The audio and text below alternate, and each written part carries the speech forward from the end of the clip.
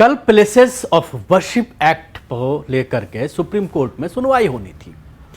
इस मामले को लेकर कल दोनों ही जो विंग हैं जमीयत उलमा हिंद के, उनके जरिए प्रेस नोट जारी किए गए और उसके बाद तमाम उर्दू के अखबारात में कुछ इस तरह की हेडिंग्स लगाई गई। आप अपने टीवी स्क्रीन पर इन अखबारात की कटिंग देख सकते हैं और पूरा क्रेडिट इन जिम्मेदारानों को, चाहे वो मौलाना अरशद मदनी हो या महमूद मदनी हो, जिसकी जितनी हैसियत थी उसके हिसाब से उन्होंने अपनी हेडिंग अखबारात में लगवाई और ये तासुर देने की कोशिश की कि इस मामले में सेंट्रल गवर्नमेंट, केंद्र सरकार जवाब दाखिल नहीं कर रही है। कहीं ना कहीं केंद्र सरकार जो है वो बैकफुट पर है और सुप्रीम कोर्ट ने केंद्र सरकार को फटकार लगाई है। हालांकि असल खबर यह है कि कल इस मामले में सुनवाई इसलिए नहीं हो सकी क्योंकि 2 रुकनी बेंच कल सुप्रीम कोर्ट की बैठी हुई थी और इस मामले के लिए 3 जजों की बेंच है जो इस पर सुनवाई कर सकती है।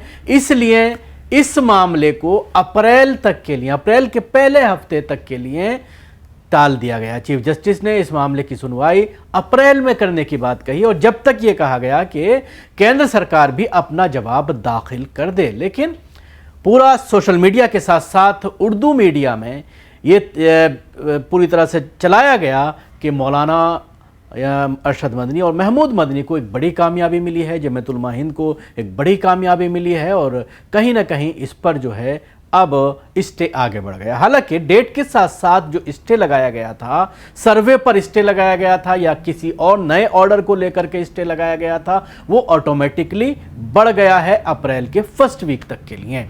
प्लेसेस ऑफ वर्शिप एक्ट मामले पर सुप्रीम कोर्ट में सुनवाई अप्रैल के पहले हफ्ते में होगी। कोर्ट ने केंद्र सरकार से मामले पर जवाब दाखिल करने को कहा है। मामले को लेकर लगातार दाखिल हो रही नई याचिकाओं को देखते हुए सुप्रीम कोर्ट ने कहा है कि जिन नई याचिकाओं पर अब तक नोटिस नहीं जारी हुआ है उन्हें खारिज किया जा रहा है। इस तरह के याचिकाकर्ता चाहे वो पहले से लंबित याचिका में हस्तक्षेप आवेदन दाखिल कर अपनी बात रख सकते हैं। अगर वो कोई अलग कानूनी आधार रख सकेंगे तभी उन पर विचार किया जाएगा। एक होल्ड लगी हुई है मुसलमानों में इस मामले को लेकर के। लगातार अलग अलग तंजीमें प्लेसेस ऑफ वर्शिप एक्ट को लेकर के सुप्रीम कोर्ट पहुंच रही हैं और ये दिखाने की कोशिश की जा रही है तमाम तंजीमों के जरिए कि हम बढ़ चढ़ करके इसमें हिस्सा ले रहे हैं ताकि एक बड़ा गेम जो है वो चंदे का उसको हासिल किया जा सके।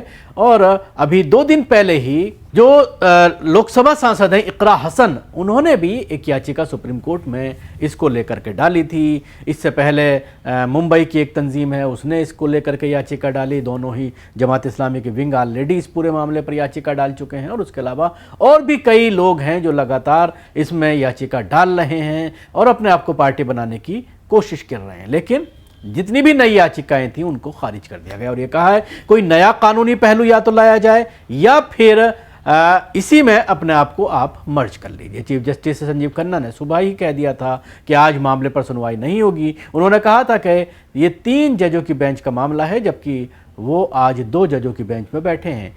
चीफ जस्टिस ने यह भी कहा था कि मामले पर लगातार नई याचिकाएं दाखिल हो रही हैं, सबको सुना पाना मुश्किल होगा। कोर्ट ने कहा कि लंबित याचिकाओं पर पहले ही नोटिस जारी हो चुका है, सरकार के जवाब की प्रतीक्षा की जा रही है। नई याचिकाओं पर नियंत्रित नहीं किया गया तो सुनवाई में मुश्किल होगी। 12 दिसंबर 2024 को सुप्रीम कोर्ट ने देश भर में धार्मिक स्थलों को लेकर नए मुकदमे दर्ज करने पर रोक लगा दी थी।